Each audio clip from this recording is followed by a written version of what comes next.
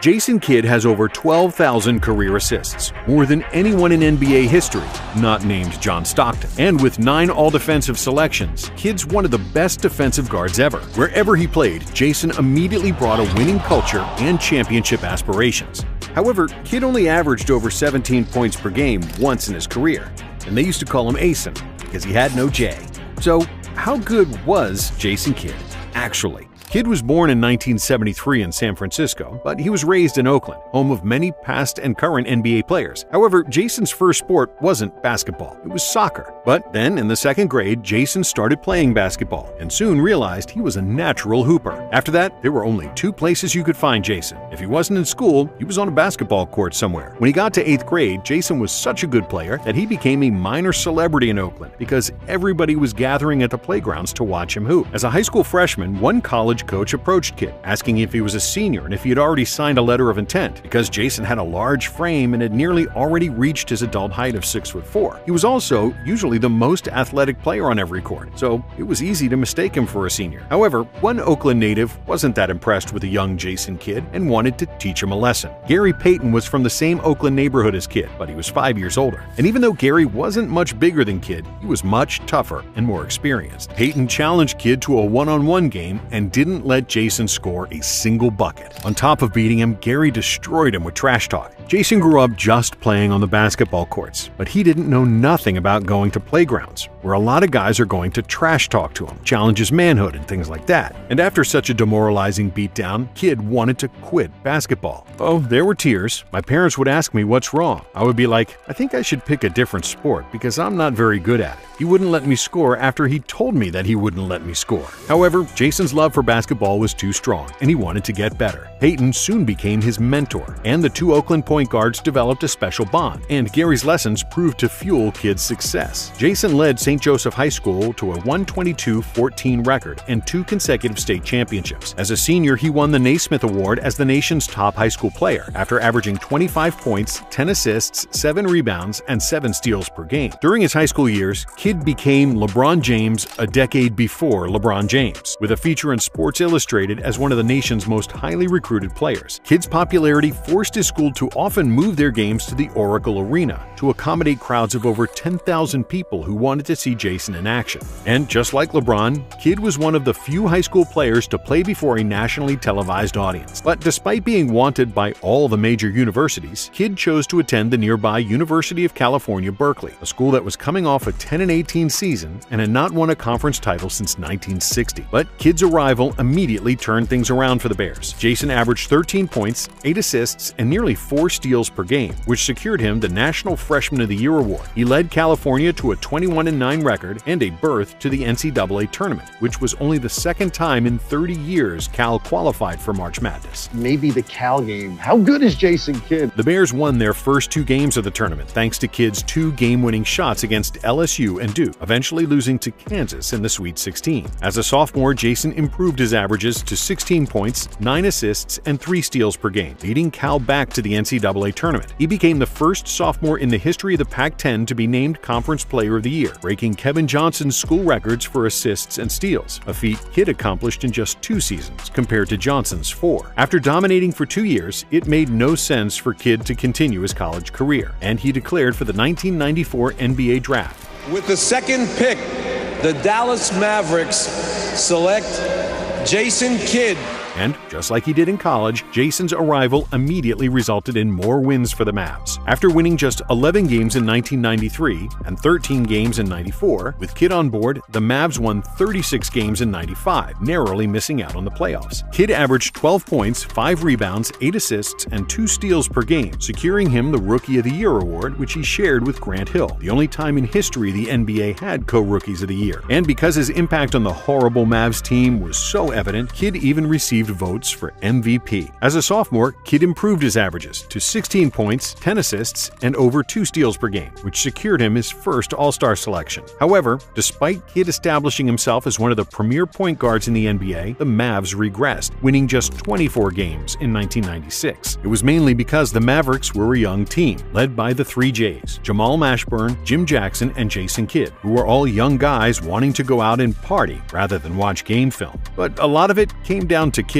who wasn't yet accustomed to the NBA game. His biggest problem was that he wasn't a good shooter, for which he earned the nickname Jason Kidd, since there is no J in his game. However, another big issue for Kidd was that he played too fast. Looking back, my mistake was that I only had one gear, the fastest gear. Coming into the league, I knew I had two strengths. I could post guys up and I was fast. Why would I want to take away one of my advantages? As a young player, you think you can take them all. Three guys in front of me, I can take them all. Fast break after fast break, I would beat my own guys down the court. My teammates would always be behind me trying to catch up. But in his third season, Kidd learned to slow down and let the play develop. Just like that, it opened up passing lanes and his options multiplied. He wasn't forcing up shots anymore, and as a result, Kidd's shooting percentages started to improve, and he finally got over 40% from the field and a respectable 37% from three, which was a big improvement from his first two seasons. But due to locker room disagreements, which famously involved the singer Toni Braxton, the Mavericks decided to trade Kidd to Phoenix at the midpoint of the 1997 season.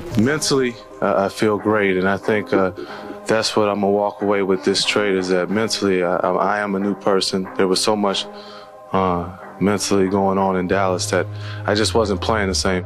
And after Kidd's departure from the Mavs, they wouldn't make the playoffs again until 2001. But the Suns were revitalized by his arrival, making the playoffs in each of his 5 seasons with the franchise. During this time, Kidd further established himself as an elite defender, making 3 all-defensive teams, as well as leading the league in assists 3 times in a row from 1999 to 2001. However, despite making the playoffs in each season, the Suns only won one playoff series in 2000, after which they quickly lost to the Lakers. In the summer of 2000, Jason joined Team USA for the Sydney Olympics, helping the Stars and Stripes win a gold medal and leading the team in assists and steals. But after a tumultuous 2001 NBA season that was marked by charges of domestic abuse by Kidd's wife, the Suns decided to part ways with their star point guard. In the 2001 offseason, Jason went to the New Jersey Nets for Stephon Marbury, in what was considered a win-win trade, because Marbury was an all-star who averaged 24 points per game. However, some people, like Kobe Bryant, were convinced that the Suns made a big mistake. What in the world is Phoenix doing?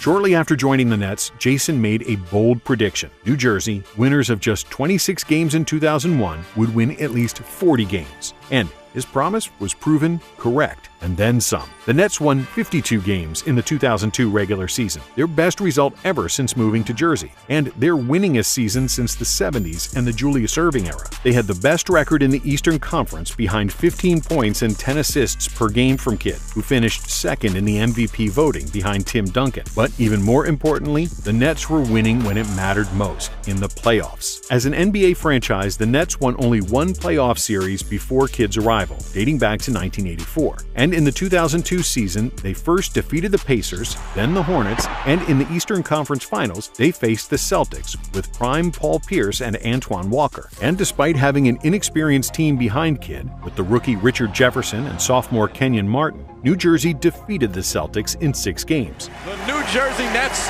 are in the NBA Finals. In a series where Kidd averaged a triple-double with 17 points, 11 rebounds, and 10 assists per game. However, in the finals, they faced prime Kobe and Shaq, who were simply too much to handle for anybody on the Nets team. O'Neal averaged 36 and 12 in the series, and one of the most iconic photos in NBA history was made during the finals, when all the Nets players unsuccessfully tried to contain Shaq's dunk. But this experience proved invaluable to the young Nets, who returned to the finals a year later, losing just 2 games in 3 series to win the Eastern Conference. And after 4 games, the finals were tied between the Nets and the San Antonio Spurs. But then, another all-time great decided to turn it up a gear. In Game 5, Tim Duncan finished with 29 points and 17 rebounds to secure the win. And in Game 6, he was even better, with 21 points, 20 rebounds, 10 assists, and an astonishing 8 blocks to win the game and the championship for the Spurs. Kidd averaged 26 and 7 in the series, but the Nets had little offensive firepower and a lack of shooting to feed off his passing, and it wasn't a surprise that they lost to a much deeper, more balanced Spurs team. In the next 4 seasons, the Nets made the playoffs each year, but they never made it further than the second round. Then, in the middle of the 2008 season, Jason Kidd was 34 years old, and he realized that he couldn't win a title with the Nets, so he asked for a trade. The man who brought a basketball renaissance to New Jersey will likely be wearing different colors after the All-Star break. The Nets traded him to Dallas, where Kidd joined Dirk Nowitzki, another legend in search of his first championship. When he got to Dallas, Kidd realized that he'd lost a step and couldn't rely on his speed to beat opponents, who were often sagging off him when he had the ball. So, Kidd began working with a shooting coach to try to improve his three-point shot, keep defenses honest, and expand his offensive repertoire. In his first 13 seasons in the league, Kidd shot 34% for three, which wasn't terrible, but it wasn't great. But in his first half-season back in Dallas, Jason shot 46% from deep. He made 40% of his treys the following year, and then a career-high 42% in 2010. But even though Dallas had a talented team that always won 50-plus games in the regular season, something always went wrong in the playoffs. So before the 2011 season, nobody believed that a 33-year-old Dirk, 34-year-old Jason Terry, and 38-year-old Jason Kidd could improve much from the previous disappointing seasons. But Dallas was different that year. The addition of Tyson Chandler bolstered their interior defense, which addressed their biggest weakness. Get that shoe out of here! And adding veteran sharpshooter Peja Stojakovic and giving more minutes to JJ Barea gave them a big boost off the bench. The Mavs won 57 games in the regular season, and after they struggled in the first round of the playoffs against Portland, they swept the Lakers in the second round. And Kidd's defense on Kobe was a main reason for Dallas's victory in the series. An old man, Jason, limited Bryant to just 23 points per game in the series. In the conference finals, Dallas defeated the young superstar trio of OKC, securing a trip to the NBA Finals against the heavily favored Miami Heat. And it all started according to the Vegas odds, who had Miami as a 3-1 favorite. The Heat won Game 1 and had a commanding lead in Game 2,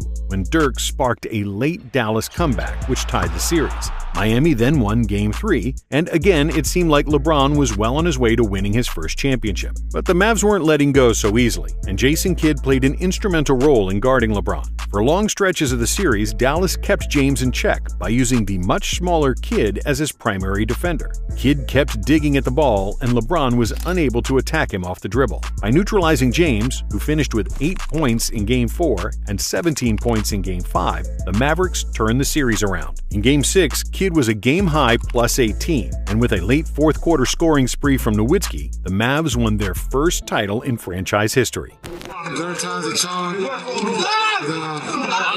it's a dream. And while Dirk collected the majority of the praise, and deservedly so, Kidd's impact on this series was enormous. He was a series-high plus 42 across 6 games, and his defense on James and timely three-pointers gave Dallas a much-needed boost in pivotal moments. Jason Kidd's DNA is all over this thing, Coach Carlisle said after winning the title. You don't see some of the gaudy statistics in terms of points scored or things like that, but the way he has facilitated our team on the court with his leadership ability, his knowledge of our team, the example he sets by playing with a certain level of intensity and being cool under pressure, he is one of the all-time greats. For Jason Kidd, this moment completely validates his career as being one of those superstars. Jason stayed in Dallas for one more season, after which he decided to join the Knicks for one last hurrah. I think Jason Kidd just realized it makes more sense for him at this point in his career, almost 40, to try to go with the win now team. And even at the age of 40, Kidd had once again done what he did all his career, bringing up championship pedigree and a winning mentality to the team.